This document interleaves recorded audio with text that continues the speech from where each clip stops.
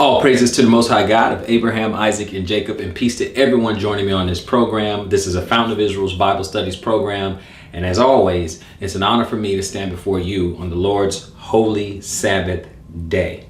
Now, before we get started in our lesson, let me go ahead and invite you to please like, share, subscribe, and tell a friend to tell a friend. Let's go ahead and get these likes up. Let's get in this algorithm and let's get this thing going so we can spread this truth to other people. Also, while you're at it, if you feel so inclined, check the description box below if you feel like donating. But I only want you to donate where you feel like you are being fed, where you feel like you are being edified. If you're not getting anything out of it, I understand.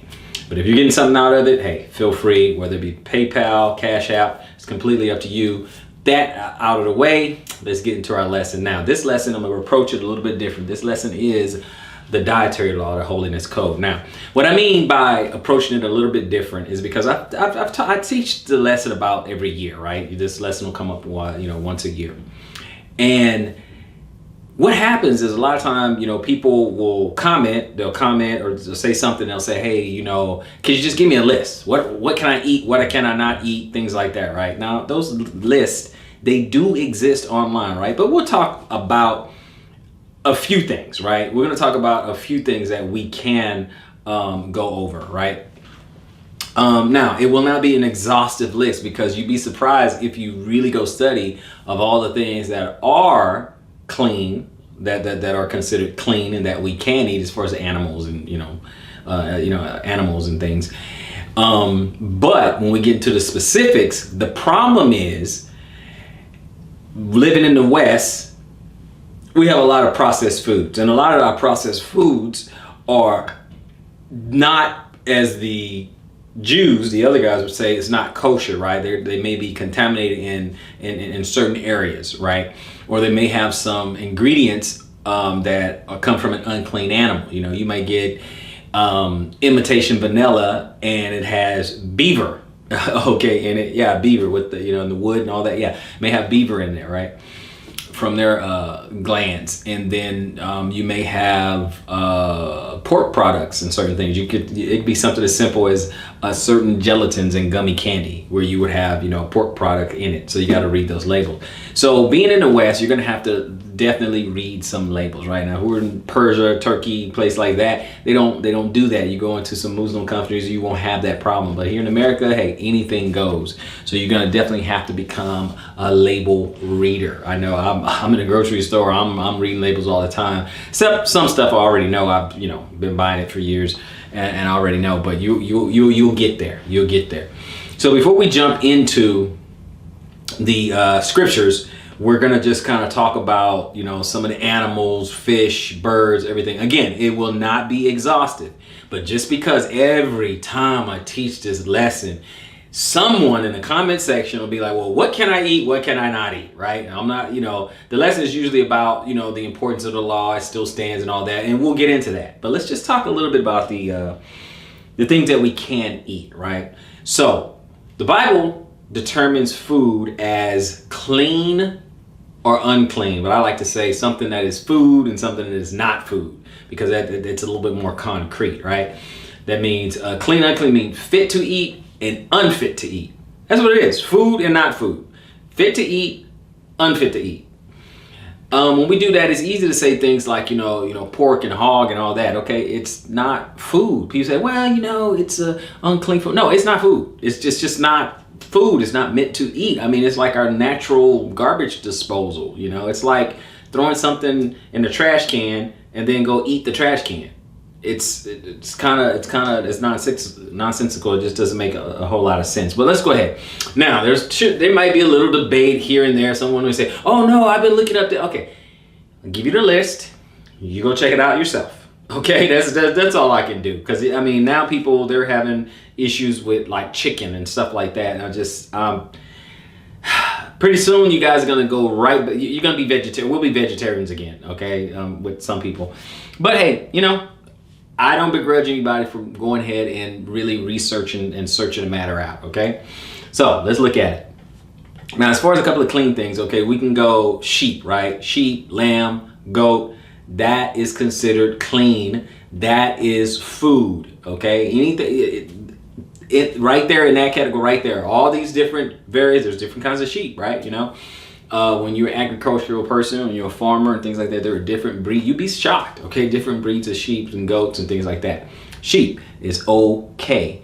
Now, bovine or cattle, and what I mean by that, we could be talking about bison, buffalo, cows, things like that. Guess what? That's okay. Ox, that's okay. That's fit to eat. These are of the bovine category, right? They're kind of the same, grouping, right? Same grouping. You can eat that. You can eat those, okay? So cow, buffalo, ox, there you go. Okay, you're good to go with that, right? We already said goat. We already said sheep. Okay, you want some deer or some gazelle? You can eat that. You can eat some impala. Okay, all those are good. Ibex, antelope, things like that. You can eat those those are clean. Those are considered food. These are the meats that we're talking about. Okay, I read somewhere I was looking because it fit the criteria. I think giraffe. Okay, I know many of us will never even get our hands on that, but it had fit the criteria when we read like giraffe, right?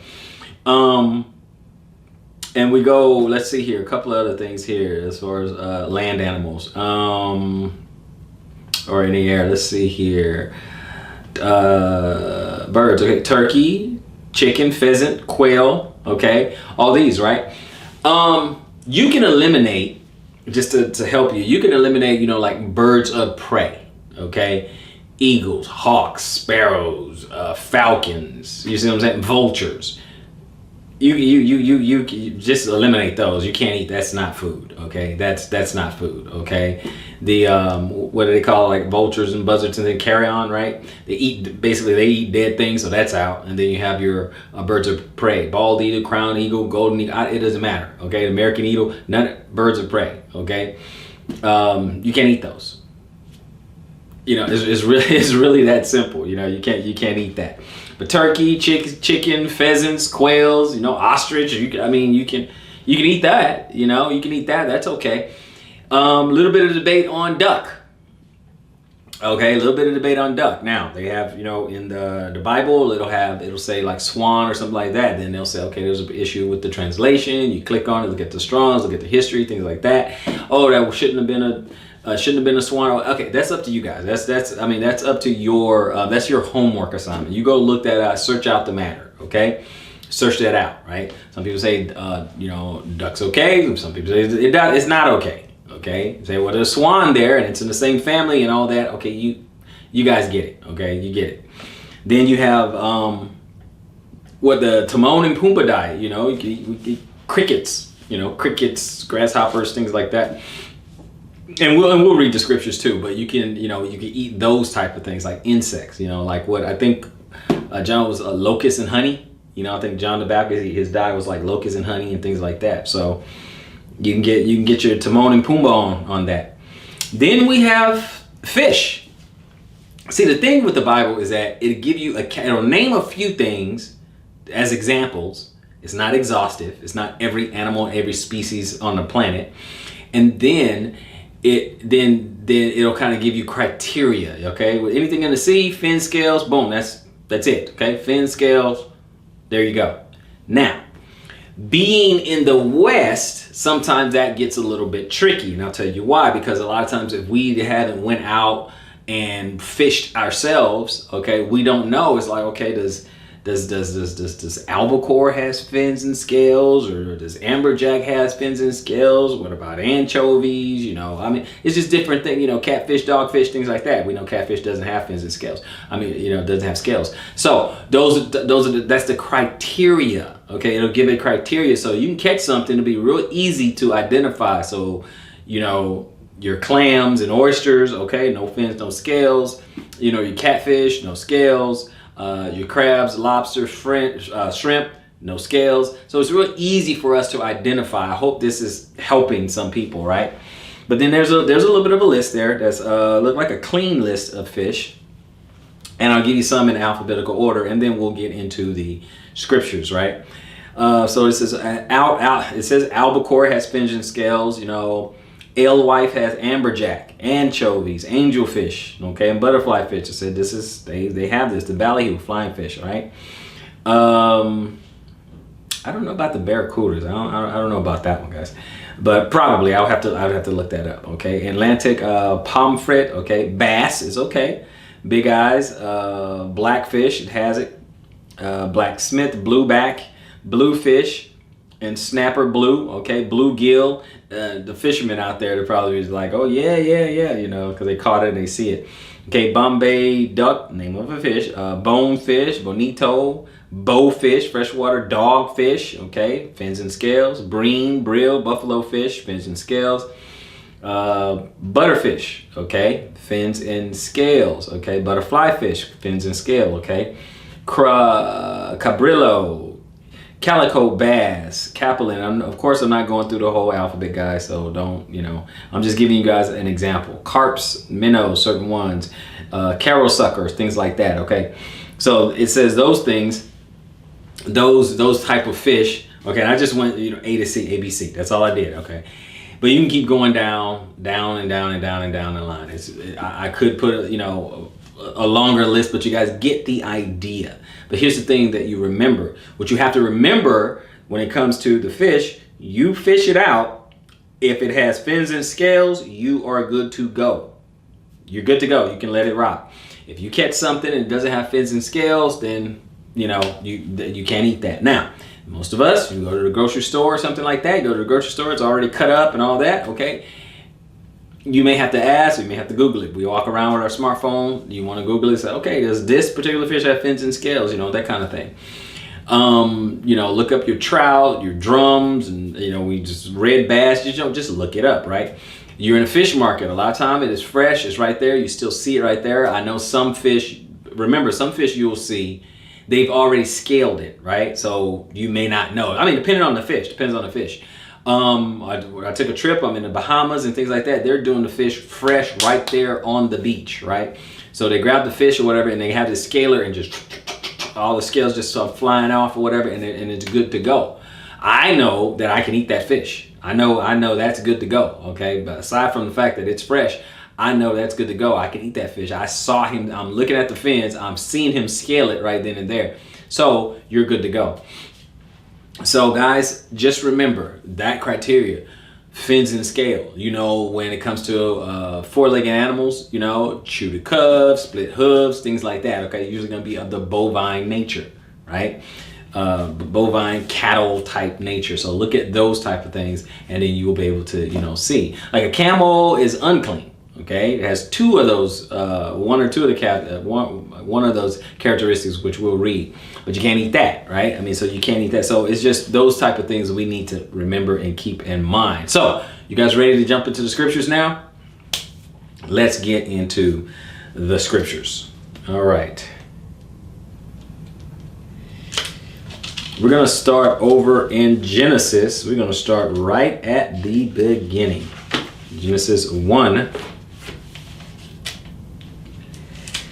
Right in the beginning. Genesis 1, and we're going to start at 29. Genesis 1 and 29. We're going to read 29 to 31.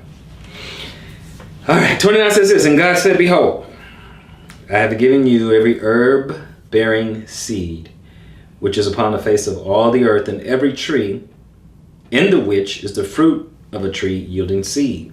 To it shall be for meat. That'll be for you to eat, right?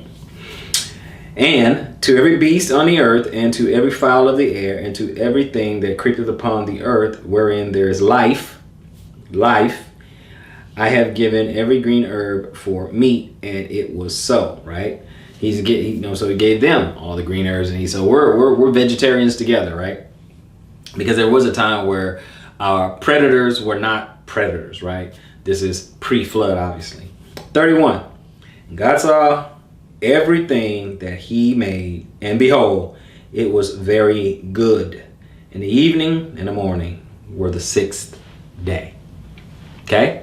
So, we're all in the Garden of Eden. We're all in this utopia. Not all of us, but Adam, Eve, Adam and the animals, okay? So they're all in this utopia, and everyone's just a vegetarian. Everything's good. Okay. We're just, we're just living life. Everything is great, right? Adam, that is. I'm not talking about us, Adam. So we're going to move on. We're going to go to Genesis 6. Okay. Talking about all this stuff before things go awry. Genesis 6, and we want to go 13 to 22. And it says, and God said unto Noah, the end of all flesh is come before me, for the earth is filled with violence through them, and behold, I will destroy them with the earth. Make thee an ark of gopher wood, rooms shall thou make in the ark, and shall pitch it within and without with pitch. And this is the fashion which thou shalt make it. The length of the ark shall be 300 cubits, the breadth of it 50 cubits, and the height of it 30 cubits. Okay, we're going to read the 22. A window shalt thou make to the ark, and in a cubit shalt thou finish it above. And the door of the ark shalt thou set it the side thereof with lower, second, and third stories shall thou make it. Right. So it's going to be a 3-story boat. Right. I want you to picture it in its mind's eye. Right. So the third story shall thou make it. And behold, I, even I, do bring a flood of waters upon the earth, to destroy all flesh, wherein is the breath of life. From under heaven, and everything that is in the earth shall die. But with thee will I establish my covenant, and thou shalt come into the ark, thou and thy sons, and thy wife, and thy sons' wives with thee. And of every living thing of all flesh, 2 of every sort shalt thou bring into the ark, to keep them alive with thee. They shall be male and female. 2 of every sort. Keep that in mind, guys. Because we know the whole children's stories and nursery rhymes and things like that. They go on an ark 2 by 2, right? Okay. And it says, of the fowl after their kind, and of the cattle after their kind. Remember I said cattle. And of every creeping thing of the earth after its kind. Okay. Same kind, same species, same kind. 2 of every sort shall come unto thee, to keep them alive. Right. And take thou unto thee all of the food that is eaten, and thou shalt gather it to thee, and it shall be for food for thee and for them. Okay, so all these fruits and berries and herbs and things that we were talking about, right? Thus did Noah according to all that God commanded him. So did he. So he did these things, right? So I'm just painting a picture there. So in the beginning, all vegetarians have the animals and all that. Everything's good. Now we go up to chapter 6. Now we're looking at Noah, and the Most High is saying, hey, look, I'm about to get rid of everything. I'm about to send a flood. Hey, preserve thyself, save thyself from this untoward generation, right? Everybody is wicked. So he's going to go ahead and take care of that. Get that out of the way, okay? He's going to go ahead and get that all out of the way. And Noah's going to be spared. But we're going to get into this whole food thing, right? So we see in chapter 6, 2 by 2, 2 by 2, 2 by 2. Now, let's go chapter 7. We'll start at 1, right? And the Lord said unto Noah, come thou and all thy house into the ark, for thee have I seen righteous before me in this generation. Of every clean beast thou shalt take to thee by 7, the male and his female. And of the beasts that are not clean by 2, the male and his female. You see?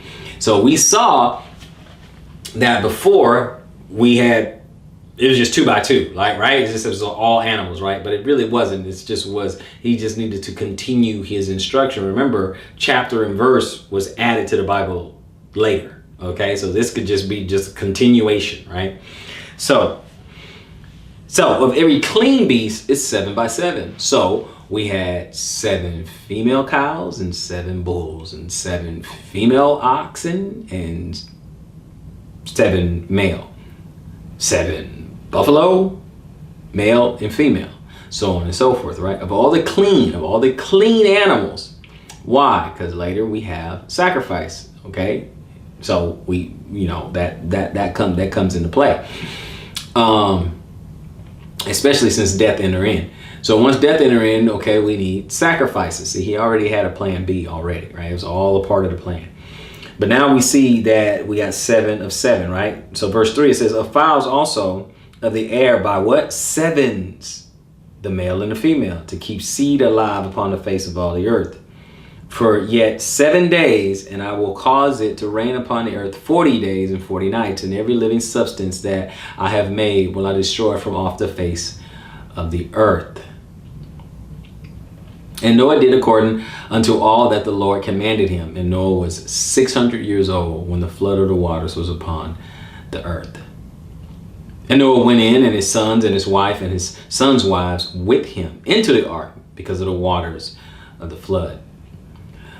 Of clean beasts and of beasts that are not clean, and of fowls and of everything that creepeth upon the earth. There went in two unto Noah into the ark, the male and the female, as God has commanded Noah.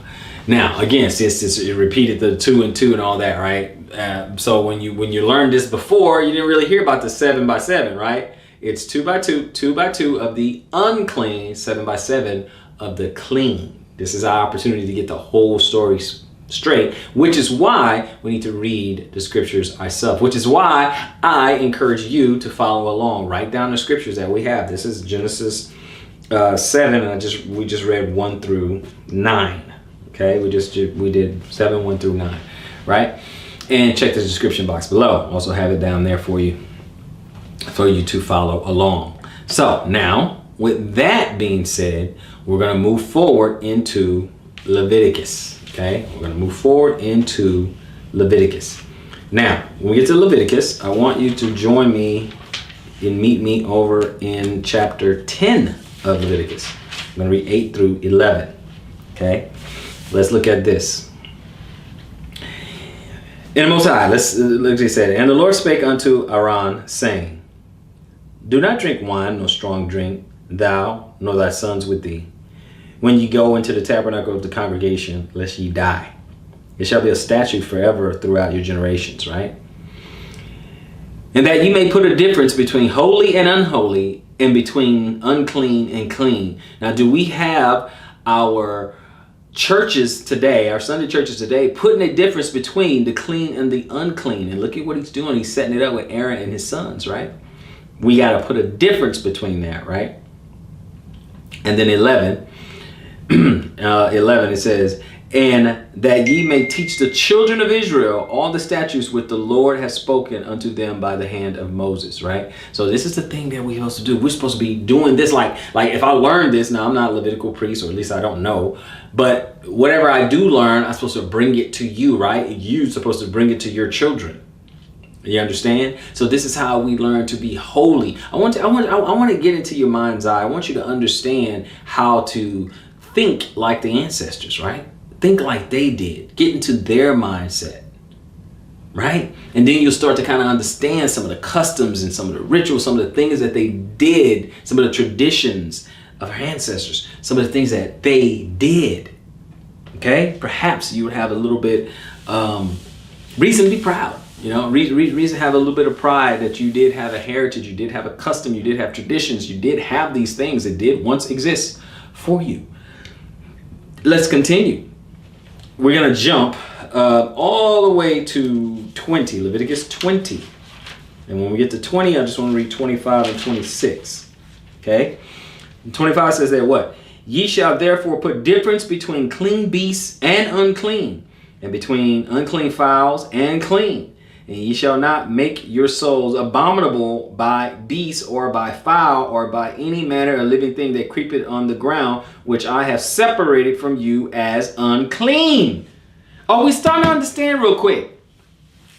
See, that's why this is the Dietary Law, the Holiness Code, right? We're in Leviticus. We're in the third book in the Bible, okay? We're not even deep in the Bible. We're in the third book of the Bible, and it's telling us one way that you can be holy is to eat holy.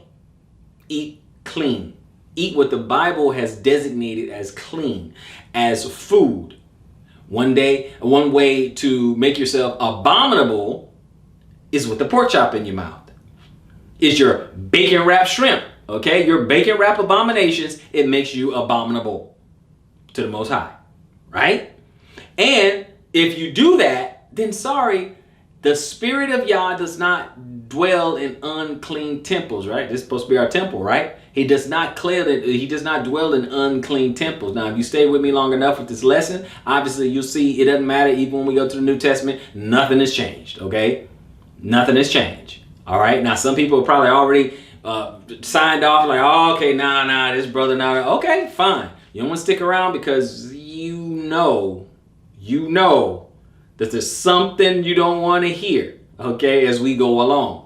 This dietary law is very, very important, okay? He wanted a clean, holy people. We're supposed to be a holy nation. One of the ways, not the only way, but one of the ways for us to be holy is what we eat. Not because I say so, because the Most High says so. Okay? So let's keep that in mind. Now, what do we want here? We said, Leviticus, we're to 25, 26. And what did he say again? 26. And ye shall be holy unto me, for I, the Lord, am holy, and have severed you from other people, that ye should be mine. I have separated you. I have sanctified you from other people. And he's doing it with food. Are you starting to get this? Are you starting to get the gravitas of the situation of what's being said right here? 25, one more time. Ye shall therefore put a difference between between clean beasts and unclean, and between unclean fowls and clean. And ye shall not make your souls, your body, your person, abominable by beasts, by eating beasts, or by eating fowl, or any manner of living thing that creepeth on the ground, which I have separated from you as unclean. Anything that I said that is unclean, you're not going to eat it and make yourself abominable. But you're going to be holy because I am holy. Look, just that alone, look how powerful that is. And you can't put down the pork chop. Not because I said it, not because your neighbor said it, because the Most High said it. If you don't eat this stuff, you're holy. It's real simple. Now, when we read, we say, when we read somewhere, oh, the holy men of God or something like, we know, well, they kept the dietary law. That could be one of the reasons why they're holy. Sometimes we don't even want to include that. Something as simple as that. Let's keep going. Now, we're going to go back to Leviticus 11.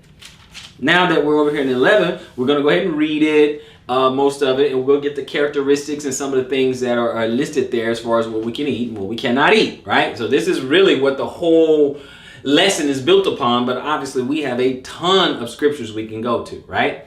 Because this is going to be a two-parter, if you will. But we're going to start in 11. Clean and unclean meats, right? So let's take a look. And the Lord spake unto Moses, or Moshe, but I'm reading from the King James. And the Lord spake unto Moses and Aaron, saying unto them, speak unto the children of Israel, saying, these are the beasts which ye shall eat among all the beasts that are on the earth. Okay, talking about this, everything, right?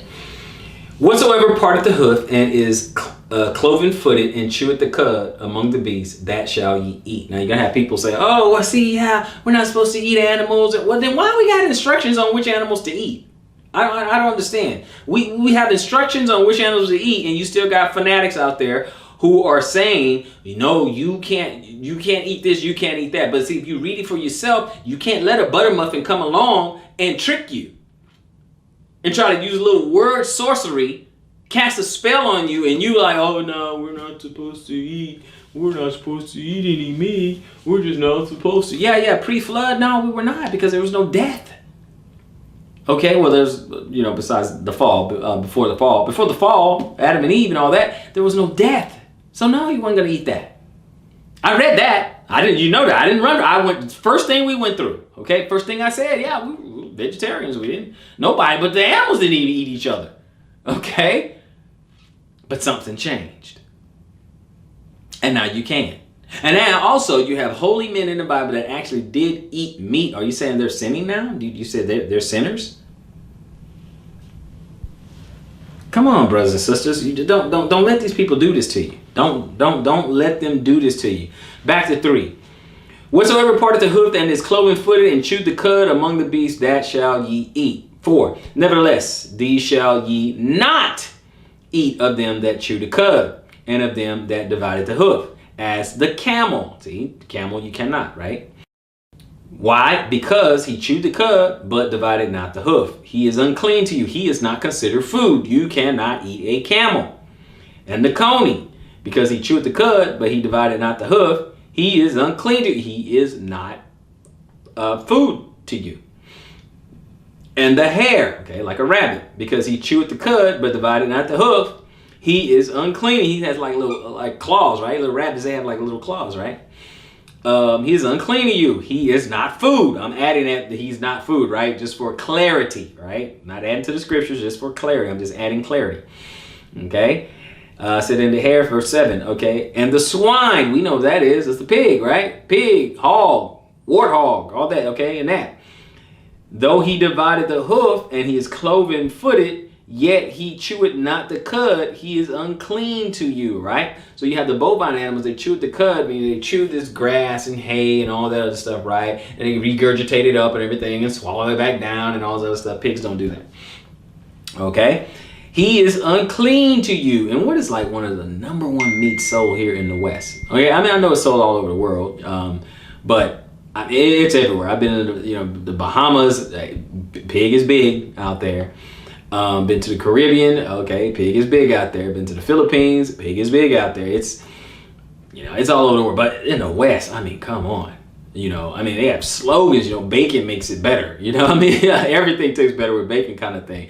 They have bacon wrapped sausages. They have bacon wrapped shrimp. Look at some of these cooking shows. Okay, everything. Pork is number one. Back, if you remember back like in the 80s, it was pork, the other white meat, right? You guys get the point, right? But it says, it is unclean to you. Verse 8. Of their flesh shall ye not eat, and their carcass shall ye not touch. They are unclean to you, meaning they defile you. You don't touch their carcass, right? So, guys, I mean, what can I say? It's that's how it is out here. That's how it is out here. So let's keep going. Let's keep reading. In verse 9, it says, these shall ye eat of all that are in the waters. So now we get to the fish. Whatsoever has fins and scales in the waters, in the seas, and in the rivers, them shall ye eat. Look how simple that is. Look how simple that is. You see, I mean, even a 7-year-old can get that concept. You can take a 7-year-old fishing and say, hey, whatever we catch, if it has fins and scales, provided that you show them what fins and scales are in the first place, if it has fins and scales, we can eat that. If it doesn't have fins and scales, we can't eat that. You see how simple that is? Right? If it's in the rivers, the waters, the seas, wherever it is, okay? 10. And all that have not fins and scales in the seas and in the rivers, of all that move in the waters, and of any living thing which is in the waters, they shall be an abomination unto you. So let me ask you.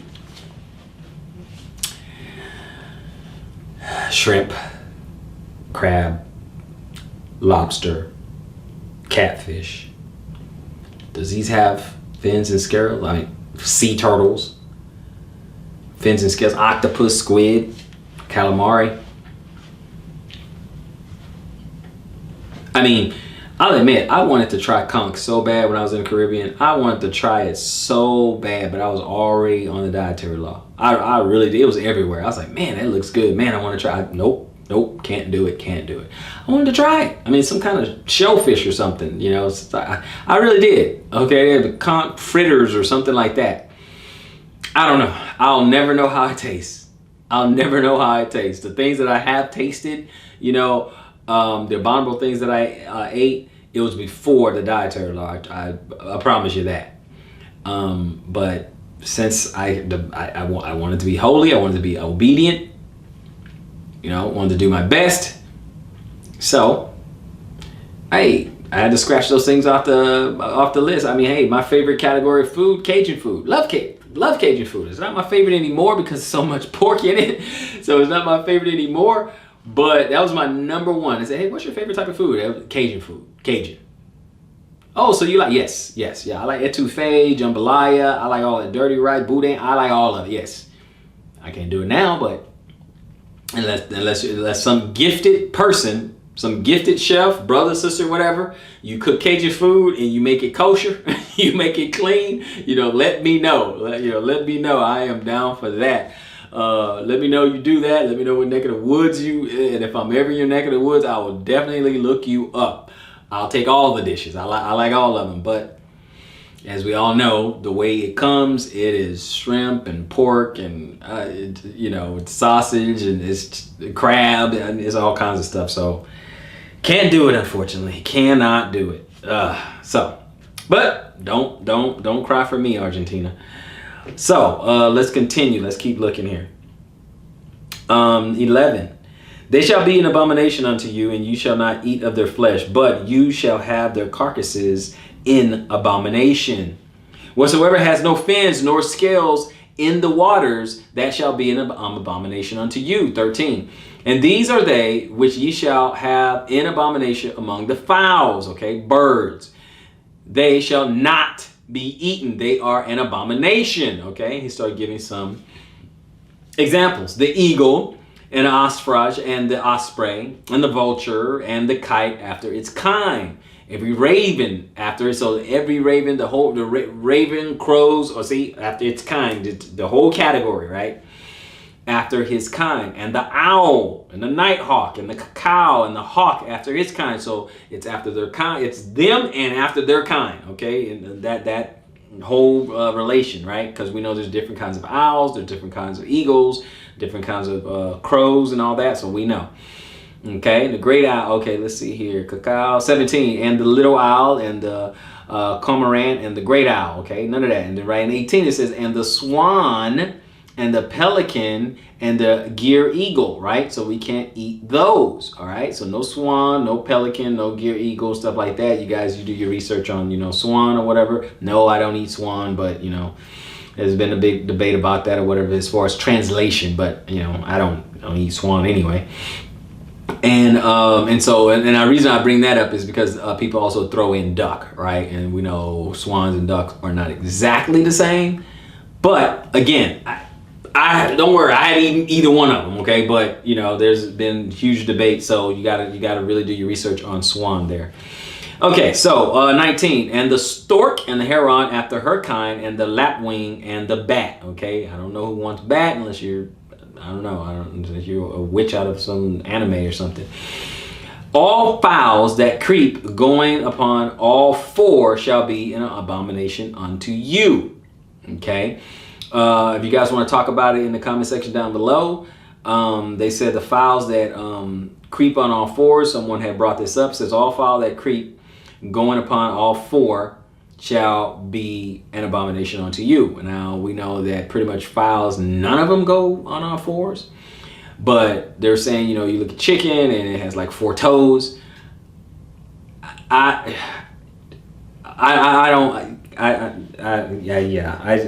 don't know about that one. I don't know about that. I don't know if the toes, I think it will probably be a little bit more specific, but I mean, what can I say? What can I say? Because it does go into some of those things in other places. So I don't know why I wouldn't do that for birds. Like, for example, 21, it says, yet these may ye eat of every flying, creeping thing that goeth upon all four, which, now it gets specific, which have legs above their feet. So it mentions legs and feet to leap withal upon the earth, right?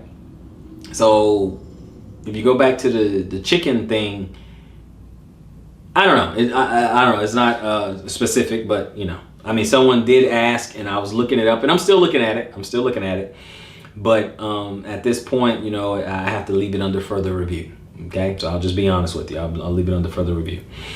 Okay, so withal in 22, even these of them ye may eat the locust after its kind. So you can eat locust and everything like a locust, crickets, grasshoppers, stuff like that.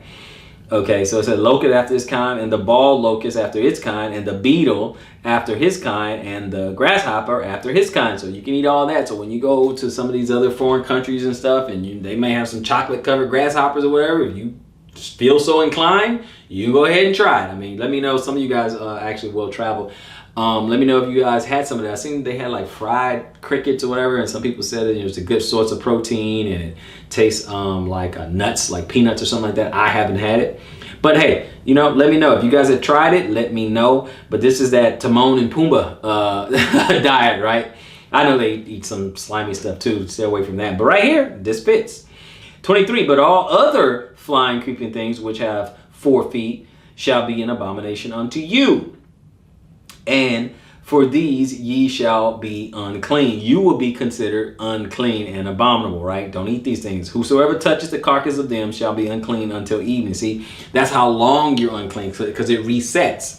Okay, so you eat something, it makes you unclean. You're unclean for basically 24 hours to the next evening. Okay, evening at night to the next evening at night, you'll be considered unclean, right? This is still a sin. It's still a sin. It's just not a sin unto death. Okay, all right. That's the difference. See, the penalty is not death on this particular occasion. Okay, whosoever beareth out of the carcass of them shall wash his clothes and be unclean until the evening. You'll be unclean until the next day, right? So let's say you handle, a carcass, and sometimes it may happen. You might have a dead squirrel in your house or something or whatever, or under your house or something. You may have to handle a dead animal, right? Your pet, you may have a pet and that pet dies and you got to go put it to rest and stuff like that. You may have, so it's not a sin unto death. I mean, you don't have to, it's not the death penalty if you do handle it. It's just that you're unclean until the next day, until the next evening. Okay, not the evening that you're in, but the next evening to come. Okay, at night. Okay, and 26, the carcasses of every beast which divided the hoof and is not cloven foot nor chew the cud are unclean unto you. Everyone that touches them shall be unclean. You will be considered unclean, right? Now, some guys, they, animal rescue, or sometimes, you see, animal carcasses on the road or something. Somebody actually comes by to clean that up, right? So that person handling it is considered unclean until the evening, right? 27, and whatsoever goeth upon his paws among all manners of beasts that go on all four, those are unclean unto you. Whosoever touches their carcass shall be unclean until the evening. So you go, lions and tigers and bears, oh my, you cannot eat those, right? They go on all fours on their paws, stuff like that. Just give you an example. So no, you cannot have that. You cannot eat that. It is not clean unto you. Okay.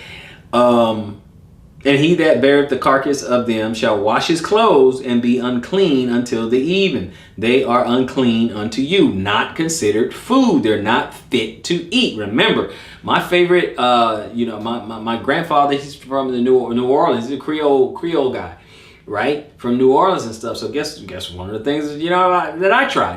Gator. Okay, we had gator, but that's not clean. You can't eat gator.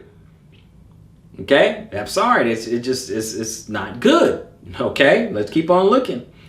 These also shall be unclean unto you among the creeping things that creep upon the earth. The weasel, can't have any weasel, so the possum, right? Living in the South, the possum and coon and all of that. Weasel, nope, can't eat that. And the mouse, can't eat that. And the tortoise after its kind, so we can't eat tortoise. And I had that when I was young too. My father did that. My father had a turtle. I think it was a snapping turtle, because that thing was ornery, right? It had a little sharp little right in the front. But yeah, he brought home. I was little. I was like 8 years old, and he brought a turtle home or whatever, and he just killed it and fried it up and all that. I mean, ate turtle. So just being in the South, the weasel, the mouse, tortoise after its kind. So none of that. And the ferret, had that as a pet once. Don't want to eat that. And the chameleon, that's a lizard. And the lizard. And the snails, escargot, anyone? Nope, can't have that. And the mole. Why would anybody want to eat that? I don't know. Okay. And it says here, 31. These are unclean to you among all that creep. Whosoever doth touch them, when they be dead, shall be unclean until the evening, right? Until the next day. 32.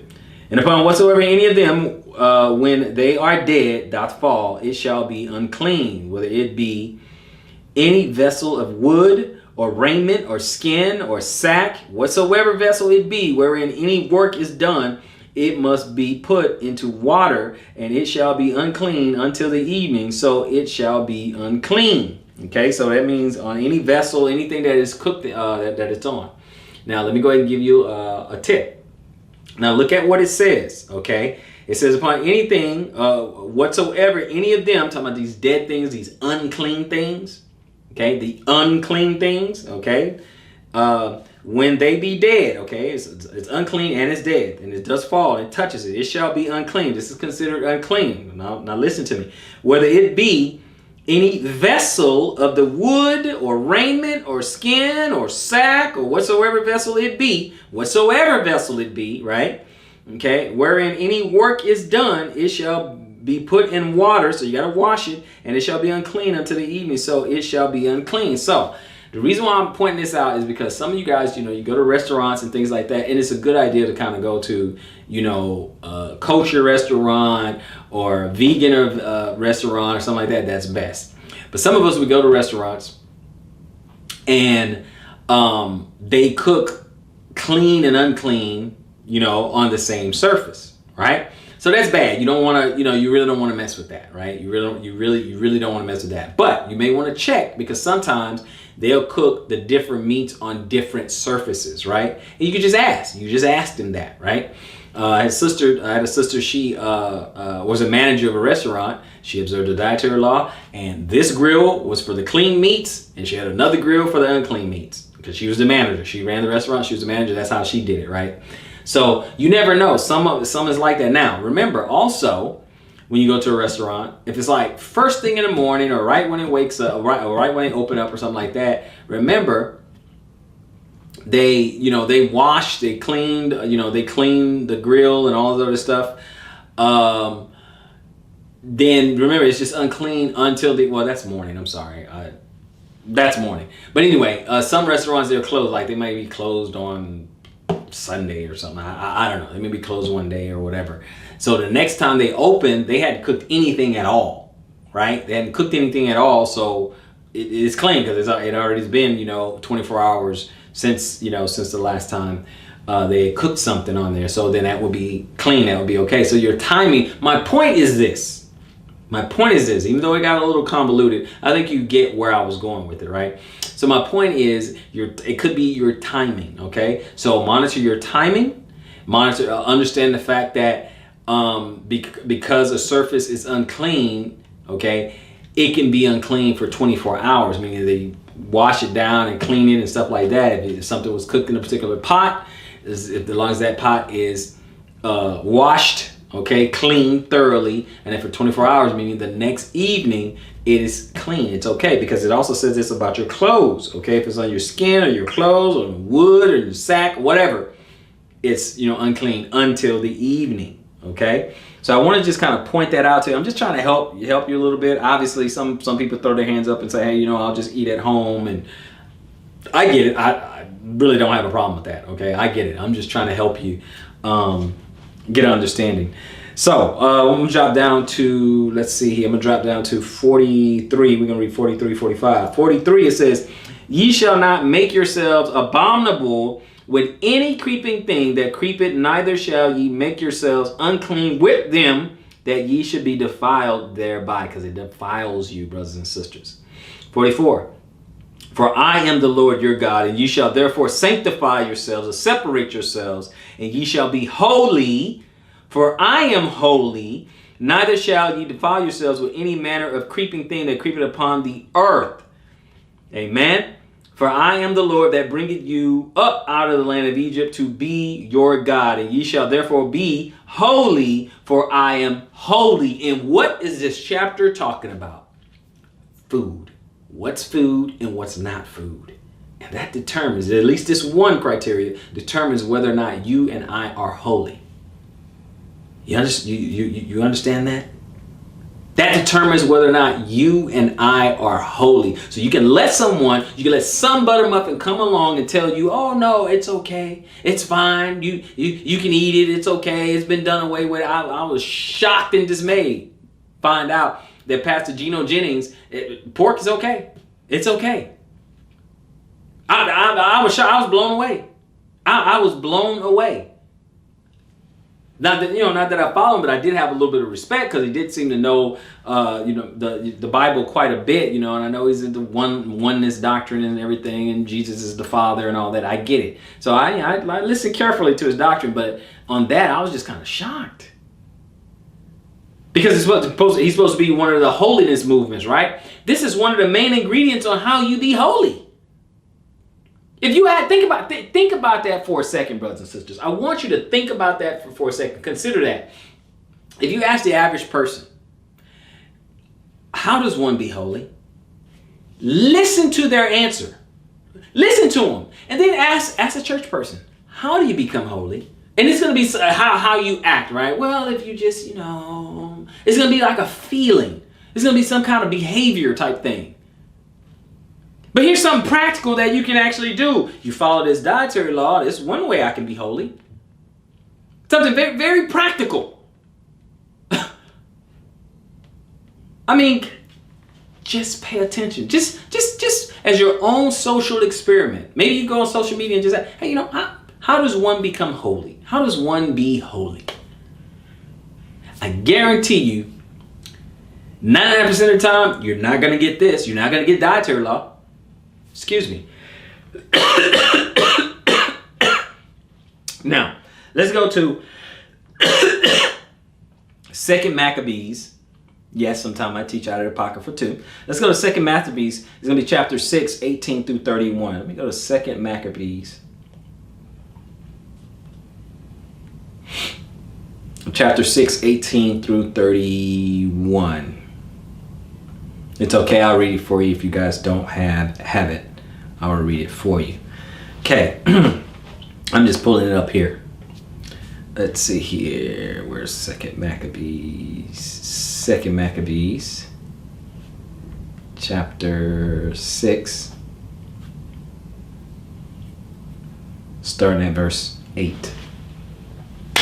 Now let's take a look at this, right? Don't worry, we're still talking about the dietary law. We're still talking about it. We're still talking about how big how important it is. Okay?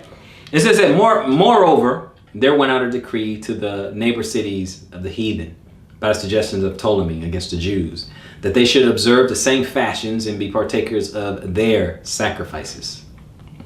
And whoso would not conform themselves to the manner of the Gentiles should be put to death. Then might a man have seen the present misery, right? They want to make an example. Anybody who doesn't want to follow, right? For there were two women brought who had circumcised their children, whom, when they had openly led round about the cities, the babes handing at their breasts, they cast them down headlong from the wall, right? It's execution. And others that had ran together into the caves nearby to keep the Sabbath day secretly, being discovered by Philip, were all burnt together, because they made a conscience to help themselves for the honor of the most sacred day. Talking about the Sabbath, right?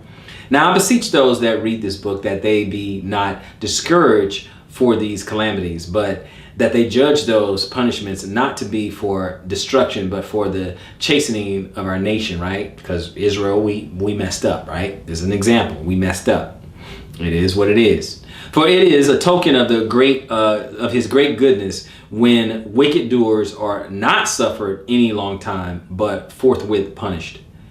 For not as with other nations whom the Lord patiently forbear to punish, till they become to the fullness of their sins, so dealeth he with us. So sometimes he'll deal with us swiftly. Let me look at this real quick, guys. I'm just going to look back 1 second here. Okay. 18 to 31. I started at 8. So we're going to go. So no problem. We're going to jump up. Now I'm going to jump up to 18. Now watch this. Okay. Eleazar, one of the principal scribes, an aged man and of a well-favored countenance, was constrained to open his mouth and to eat swine's flesh. We just read that about swine's flesh, right? But he, choosing rather to die gloriously than to live stained with such an abomination, spit it forth and came of his own accord to the torment, right? So he knows he's about to die, right? He knows he's about to die. It's like, eat this pig, get some of this pork chop, get some of this bacon, okay? You can handle this slice of ham, or you can die, right? 20. As it behooved them to come that are resolute to stand out against such things as are not lawful for love of life to be tasted.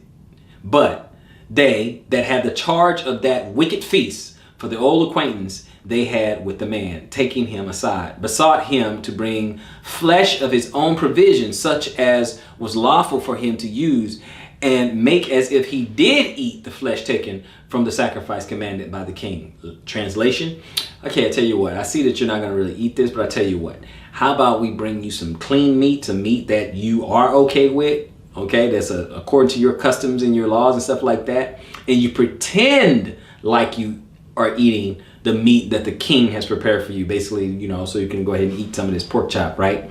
Get you some of these baby back ribs. 22.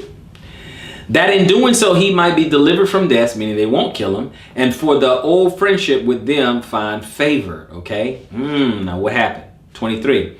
But he began to consider discreetly, and as became his age, he was an elderly guy, and the excellency of his ancient years, and the honor of his gray head, whereon was come, and his most honest education from a child, and rather the holy law made and given by God. Therefore he answered accordingly, and willed them straightways to send him to the grave. He said, nah, go ahead and kill me.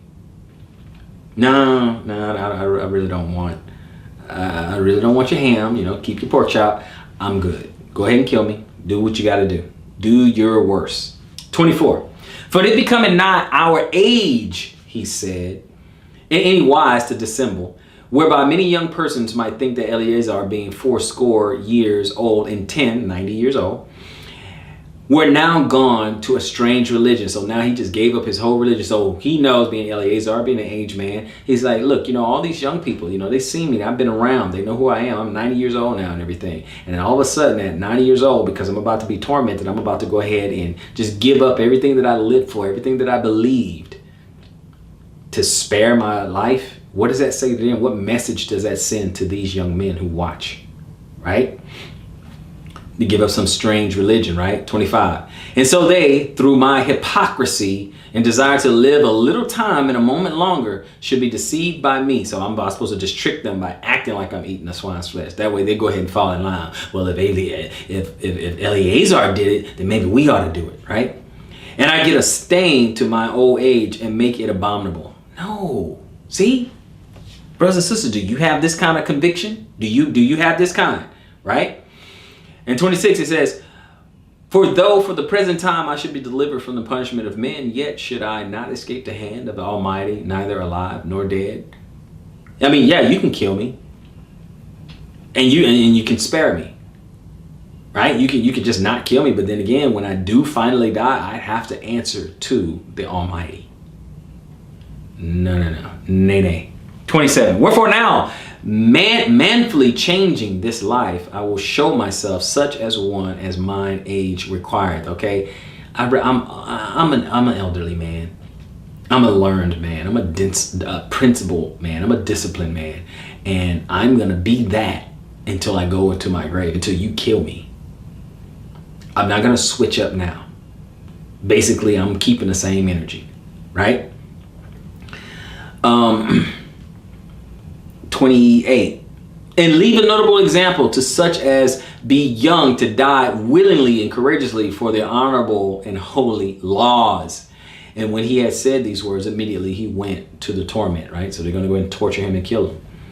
They that led him, changing the good will, they bear him a little before into hatred, because the foresaid speeches proceeded as they thought, from a desperate mind. Okay, so they thought he just taught he's a crazy old man, right? But no. But when he was ready to die with stripes, he groaned and said, it is manifest unto the Lord that has the holy knowledge, that whereas I might have been delivered from death, I now endure sore pains in my body by being beaten. But in soul am well content to suffer these things, because I fear him. I fear the Most High. I know I'm about to get beaten. I know I'm about to get punished. I know. But I'm pleasing the Most High. I know who I serve. I'm pleasing the Most High. I fear him. That's somebody I can't get away from, right? And thus this man died, leaving his death for an example of noble courage and a memorial of virtue, not only unto young men, but unto all his nation. It's for all of us to learn this. Do you have the courage of your convictions, brothers and sisters? Do you have that? Or are you going to recline back and rest on your laurels? Oh, y'all will understand. I mean, he understands. I mean, if I'm hungry. I mean, I got to do it. I mean, you tell me, brothers and sisters. What do you think? You tell me. Okay? So, I just want to get the seriousness of, don't worry, we'll get New Testament. We'll get into it. Don't worry about it. But what I want to do is, I'm going to end this here. And I want you to join me for the second part of the Dietary Law, the Holiness Code. And I want you to meditate on this. And please join me for part 2. So until next time, search the scriptures, improve all things. Shalom, Israel.